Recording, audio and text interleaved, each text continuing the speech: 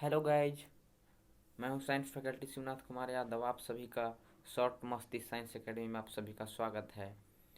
मैं आप सभी के सामने एक आज बहुत ही इम्पोर्टेंट टॉपिक पे बात करने वाला हूं कि रेलवे ग्रुप डी के एग्ज़ाम में आपको किस टॉपिक को पढ़ना है और किसको छोड़ना है। मतलब क्या पढ़ना है और क्या छोड़ना है। पहला टॉपिक रहेगा कि रेलवे ग्रुप डी और एनटीपीसी के एग्ज़ाम में हम क्या पढ़ें और क्या नहीं पढ़ें।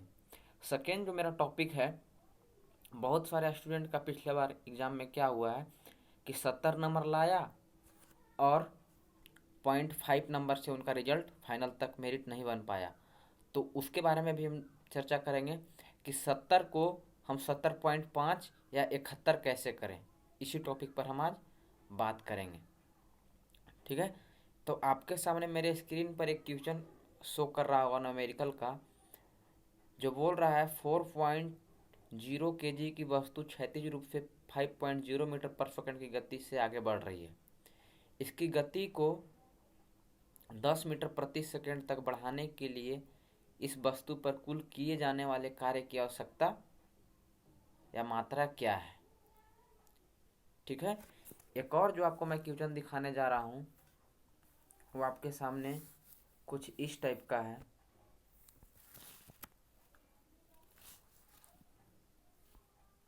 कुछ इस टाइप का है कि गतिज ऊर्जा का अभिव्यंजक मीन्स गतिज ऊर्जा का फॉर्मूला क्या होता है, आपसे पूछ रहा है। तो दोनों में डिफरेंस क्या, यही दोनों क्वेश्चन से मैं पूरा टॉपिक को आज आपको समझाने का पूरा कोशिश करूँगा। ठीक है, तो आते हैं हम लोग पॉइंट पे। जैसे सबसे पहले हम जानेंगे कि रेलवे ग्रुप डी या एनटीपीसी के एग्ज़ाम में क्या पढ़ें और क्या नहीं पढ़ें। उसके सेकेंड टॉपिक पर उसके बाद में हम चर्चा करेंगे। तो सेकेंड टॉपिक पर हम आने से पहले आते हैं हम क्या पढ़ें और क्या नहीं पढ़ें, क्या पढ़ें और क्या छोड़ें। तो सबसे पहले हैं, अगर जिनका तैयारी पूरा हो गया है, तो बहुत सारे बच्चे क्या करते हैं, कभी इस बुक को पढ़ते हैं, कभी उसको पढ़ते हैं, कभी इसको पढ़ते हैं, मतलब इधर उधर का चीज़ पढ़ने में ज़्यादा टाइम वेस्ट करते हैं। तो सबसे पहले अगर आपका तैयारी पूरा है तो सबसे पहला जो पॉइंट है वो आपका है सेट प्रैक्टिस। जितना ज़्यादा से ज़्यादा होगा अगर सेट प्रैक्टिस अगर आप कीजिएगा तो सेट प्रैक्टिस करने से सेट प्रैक्टिस करने से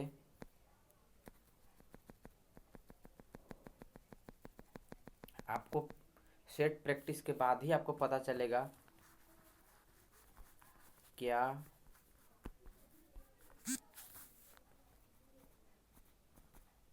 क्या पढ़ना है, क्या छोड़ना है। तो सबसे पहले अगर आपका तैयारी पूरा हो चुका है तो सबसे आप क्या कीजिए, सेट बनाना प्रैक्टिस कीजिए।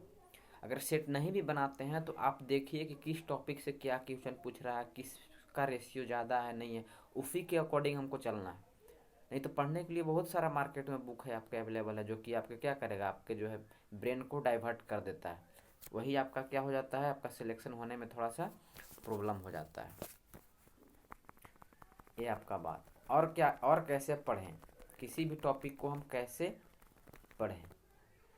तो जिस टॉपिक के बारे में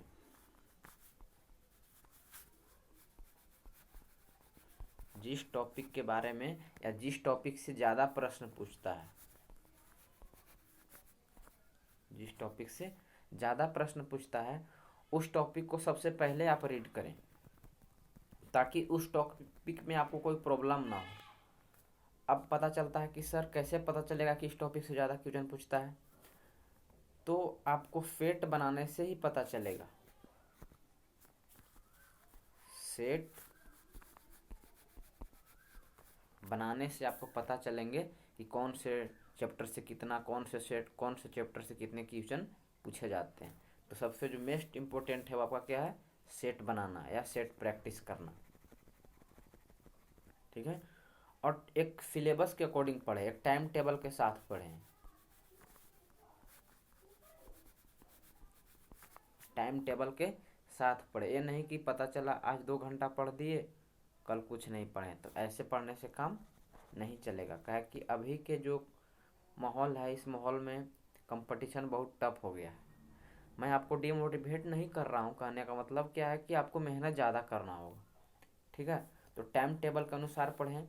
जैसे अगर आप रीजनिंग पढ़ना चाहते हैं या मैथ पढ़ना चाहते हैं, मैथ हुआ, रीजनिंग हो गया, जीके हो गया, सबके लिए एक टाइम फिक्स कीजिए। साइंस हो गया कि मैथ हमको कितने घंटे पढ़ना है, मान लीजिए मैथ हमको 2 घंटा पढ़ना है, रीजनिंग 2 घंटा पढ़ना है, जीके 2 घंटा पढ़ना है, साइंस 1 घंटा या 2 घंटा जो भी पढ़ना है, आप अपने अकॉर्डिंग टाइम सेट कर सकते हैं।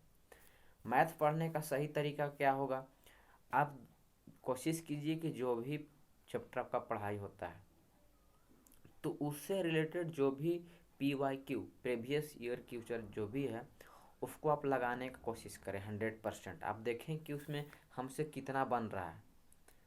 और लगाने के बाद ऐसा नहीं, मैथ ये सब जो सब्जेक्ट है फुली रिवीजन खोजता है। अगर आप एक दिन पूरा चैप्टर बना देते हैं, 2 दिन नहीं बनाते हैं, तो तीसरा दिन से आपसे एक भी क्वेश्चन नहीं बनेगा।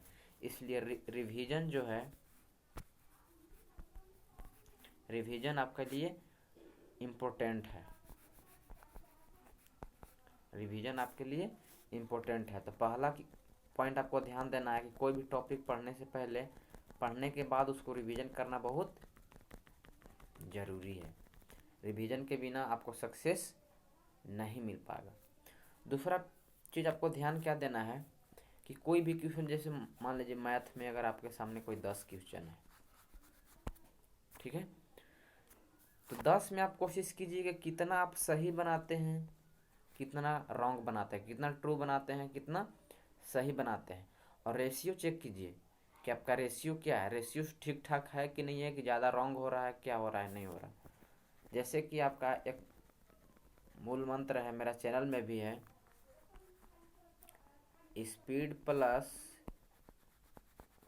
एक्यूरेसी बराबर क्या होता है, सक्सेस, ठीक है। यानी कि स्पीड भी आपको मेंटेन करना है और एक्यूरेसी भी मेंटेन करना है। स्पीड और एक्यूरेसी जिस दिन आपका मेंटेन हो गया, समझिए उस दिन आपको सक्सेस मिल जाएगा, ठीक है। तो स्पीड और एक्यूरेसी दोनों आपको मेंटेन करके चलना है। ये था आपको कैसे पढ़ना है और नहीं पढ़ना है। सेकंड मेरा टॉपिक है कि 70 को 70.5 या 71 कैसे करें। 70.5 को 70 को 70.5 या 71 कैसे करें, इस पे हम अब बात करेंगे। बहुत सारे हमारे ऐसे कैंडिडेट्स हैं या ऐसे कैंडिडेट होते हैं जो 70 नंबर ला करके सब कुछ ठीक करते हैं, 0.5 के लिए या 0.1 के नंबर लिए क्या होता है, उनका मेरिट नहीं बन पाता है, जिसकी वजह से उनको बहुत सारा प्रॉब्लम होता है। तो मैं आज इस प्रॉब्लम का दूर करने का कोशिश करूँगा कि आपको 0.5 नंबर है, 1 नंबर लाने के लिए क्या करना होगा। जैसे आपके सामने स्क्रीन पे एक क्वेश्चन शो कर रहा है कि गतिज ऊर्जा का अभिव्यंजक या फॉर्मूला क्या होता है। तो इस क्वेश्चन का अगर हम बात करें तो ऑप्शन जो है डी इसका करेक्ट आंसर है। तो इस क्वेश्चन का लगभग, अगर मान लीजिए किसी भी एग्जाम में अगर 100 बच्चा बैठते हैं तो 100 में लगता है 99.9% बच्चा जो है इसका करेक्ट आंसर दे देगा। 100 बच्चा में 99.9% जो बच्चा है इसका जानता है कि गतिज ऊर्जा का सूत्र क्या होता है, 1/2 mv², ठीक है। तो यहाँ तो आपका भीड़ खत्म नहीं हुआ, तो यहाँ तो आप वही हाल हो गया जो सबका है। तो इसके लिए आपको एक क्वेश्चन तो बनाना ही है, ये तो कन्फर्म है कि आपको बनाना है, 1/2 mv², इसको छोड़ना नहीं है, इसको भी बनाना है। लेकिन इसमें भी अब आपको क्या करना है, जैसे मैं आपके सामने एक क्वेश्चन दिया, 4.0 kg की वस्तु क्षैतिज से 5.0 मीटर प्रति सेकंड की गति से आगे बढ़ रही है। इसकी गति को 10 मीटर पर सेकंड तक बढ़ाने के लिए इस वस्तु पर कुल किए जाने वाले कार्य की आवश्यकता या मात्रा क्या होगा। जब इस क्वेश्चन में आएगा तो 100 बच्चा में आप मानिए कि 20 से 30% ही बच्चा इस क्वेश्चन को क्या करेगा, अटेम्प्ट करेगा। बाकी जो है 80% 70% बच्चा इसको क्या करेगा, स्किप करेगा। सिर्फ लैंग्वेज को ही देखेगा कि बहुत बड़ा लैंग्वेज है, इसलिए क्या करेगा, इसको स्किप करेगा। लेकिन इक्वेशन जो है बहुत इजी है। तो आपको उस भीड़ से हटने के लिए कुछ अलग करना होगा, और कुछ अलग करने के लिए क्या है, जो न्यूमेरिकल है उसको, न्यूमेरिकल को क्या करना है, आपको सोल्व करना है। तो इसको अगर हम लोग सोल्व करेंगे तो हम लोग जानते हैं वर्क बराबर होता है, वर्क बराबर कार्य बराबर गतिज ऊर्जा में बदलाव या परिवर्तन। तो इसको अगर हम लोग सोल्व करेंगे तो इसका फॉर्मूला आपका बन के आ जाता है W बराबर 1/2m into V² minus V² V2 into V1 बन के आ जाता है। यानी कि W बराबर 1/2m इंटू V2 का स्क्वायर माइनस V1 का स्क्वायर। इसी फार्मूला पर हम इसको बैठा देंगे। 1/2m आपका दिया है 4 इंटू V2 का मान कितना दिया है 4 kg V2, यानी कि दूसरा वेग जो है 5 का स्क्वायर माइनस 4 का स्क्वायर। ठीक है, जब इसको आप सोल्व कीजिएगा तो आपका जो आंसर हो जाएगा, 2 से 2 कट जाएगा 2 बार में, इधर हो गया 25 माइनस 16, तो 25 में से 16 गया तो आपका बच जाएगा, 25 में से 16 जाएगा तो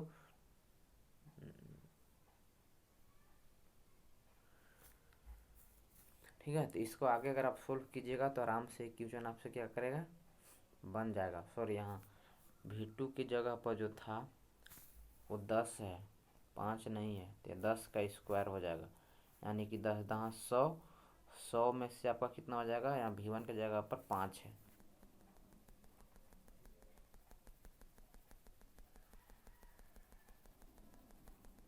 एक मिनट दोस्तों, थोड़ा सा देखने में प्रॉब्लम हो गया।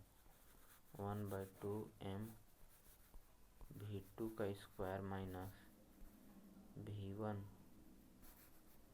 का स्क्वायर 1/2 इंटू 4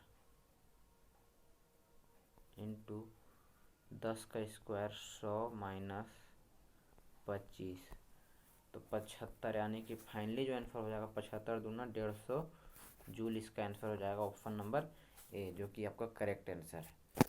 अब इसका बताने का कारण क्या है, अब बोलिएगा मास्टर काहे इसको बता रहे हो, तो बनाइए देंगे, हम नहीं जानते हैं, ऐसा कुछ बात नहीं है। देखिए इस एक क्वेश्चन लाने का मेरा रीज़न क्या है। जब आप एक क्वेश्चन बनाइएगा तो नॉर्मलाइजेशन सिस्टम में क्या होगा, आपका बोर्ड जो है दिखाता है कि ये 1 मार्क्स का है। कितने मार्क्स का क्वेश्चन है, 1 मार्क्स का। लेकिन जब इस क्वेश्चन को आप सोल्व करते हैं तो इस क्वेश्चन के लिए आपको नॉर्मलाइजेशन में कम से कम 2 से 5 नंबर तक मिल सकता है। 2 नंबर से 5 नंबर तक आपको नॉर्मलाइजेशन मार्क्स मिल सकता है। और अगर आप इस क्वेश्चन को सोल्व कीजिएगा तो ये आपको बोर्ड दिखाता है कि 1 मार्क्स का है, लेकिन इसके लिए हो सकता है 0.01 से लेकर के 0.5 मार्क्स तक ही मिल सकता है आपको। ऐसा आपको रेलवे का RTI के थ्रू हुआ था। एक बंदे ने RTI निकाला तो उसमें क्या हुआ, जैसे मैं आपको एक बताना चाहता हूँ, वहाँ पे क्वेश्चन था कि जो फोर्स है, बल, इसका SI मात्रक जो होता है वो न्यूटन होता है। एक और जो था, फोर्स बराबर होता है द्रव्यमान गुने त्वरण। ठीक है, ये नॉर्मल क्वेश्चन जो था कि बल का SI मात्रक क्या होता है, तो न्यूटन होता है। तो 99.9% बच्चा ने इसको क्या किया, सही किया। लेकिन वही एक न्यूमेरिकल पूछ दिया, फोर्स से रिलेटेड मास दिया हुआ था, एक्सेलरेशन या कुछ दिया था, और पूछ दिया फोर्स क्या होगा, या एक्सेलरेशन दिया था और फोर्स दिया था, मास पूछ दिया। तो वहाँ पे क्या हुआ, मात्र 20 से 40% बच्चा ने ही इसका क्या किया, सही आंसर दे पाए। ठीक है, तो आपको भीड़ से निकलने के लिए क्या करना होगा, इस टाइप के जो भी न्यूमेरिकल है उस न्यूमेरिकल को क्या करना होगा, अलग करना होगा और आपको बनाना होगा, खूब मेहनत करना होगा। तब जा कर के आपका क्या होगा, 70 को आप 70.5 या 71 कर सकते हैं। तब जा कर के आप अपने माँ बाप को सपना को पूर्ण कर सकते हैं। नहीं तो एक नॉर्मल स्टूडेंट के जैसा पढ़िएगा तो कभी भी आपको सक्सेस हाथ नहीं लगेगी, हमेशा कुछ न कुछ मार्क्स से आप पीछे रह जाइएगा। ठीक है दोस्तों, अब बात आता है कि न्यूमेरिकल कौन पढ़ाएगा। तो आप मेरे इस शॉर्ट साइंस एकेडमी से जुड़िए। मैं जितना भी ग्रुप डी का या एनटीपीसी में जो भी साइंस का न्यूमेरिकल पूछा है, जो आपको क्या करेगा, भीड़ से अलग करेगा, जितने टाइप का न्यूमेरिकल है वो मैं आपको पढ़ाऊँगा, आपको मैं पढ़ाऊँगा इसी चैनल पे, शॉर्ट मस्ती साइंस एकेडमी में पढ़ाऊँगा। ठीक है, और ऑल टाइप का पूरा फुली कॉन्सेप्ट के साथ विथ न्यूमेरिकल और प्रीवियस ईयर न्यूमेरिकल के साथ और फार्मूला के साथ फुली एक्सप्लेन करूँगा, फुल एनालिसिस के साथ करेंगे। ठीक है, तो आप मेरे इस चैनल के साथ जुड़िए, शॉर्ट मस्ती साइंस एकेडमी को लाइक कीजिए, सब्सक्राइब कीजिए और शेयर कीजिए। ठीक है, तो आज के लिए फ़िलहाल इतना ही। चलते हैं एक मोटिवेशनल क्वेट की तरफ। मंजिल ने हौसलों से कहा, तेरे बस की बात नहीं। मंजिल ने हौसलों से कहा, तेरे बस की बात नहीं। हौसलों ने मंजिल की आंखों में आंखें डालकर कहा, चल झूठी तेरी इतनी औकात नहीं, चल झूठी तेरी इतनी औकात नहीं।